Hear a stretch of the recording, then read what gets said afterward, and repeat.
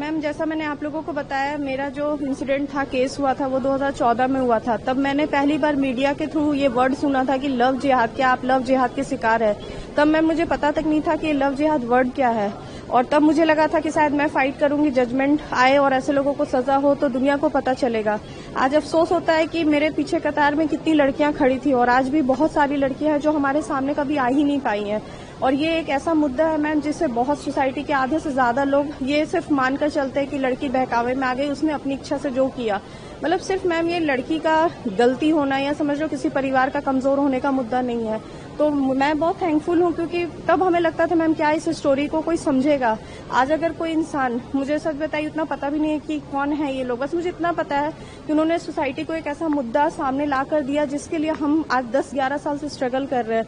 Court में आप जाओ, कई केसेस हैं जो इस टॉपिक पर है। तो उस मुद्दे को अगर हम सोसाइटी को दिखा रहे हैं तो मुझे नहीं लगता है कोई क्रुएलिटी या नॉनसेंस है।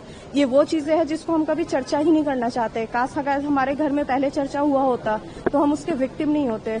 तो मुझे लगता है ये केरला स्टोरी जैसी स्टोरी हमें आईज ओपनिंग होती है।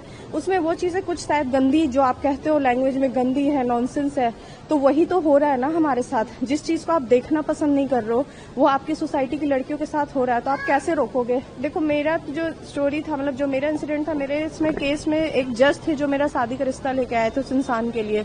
तो मेरा स्टोरी अलग ही था मैम। मैं ऐसा नहीं था कि कोई प्यार में अंधी थी। परिवार वालों ने जांच पड़ताल की तो उसके दोस्त जो थे वो हिंदू थे, डीएसपी थे रैंक के, मतलब एडवोकेट जनरल उनके फ्रेंड थे। तो एक बहुत ही कहते हैं ना सर, रिप्यूटेड सा उन्होंने अपने आप को सिनेरियो में दिखाया।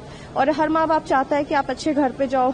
फिर जज के ही कहने पे हमारी शादी हुई। शादी के दूसरे दिन ही फिर मुझे उसी जज ने निकाह के लिए बोला, क्योंकि जिस लड़के से मेरी शादी हुई थी उसका नाम था रंजीत सिंह, फिर वो रकीबुल हसन बन गया। फिर वहां से मैम वो स्टोरी, मतलब स्ट्रगल का स्टार्ट होता है जब मैंने फाइट किया।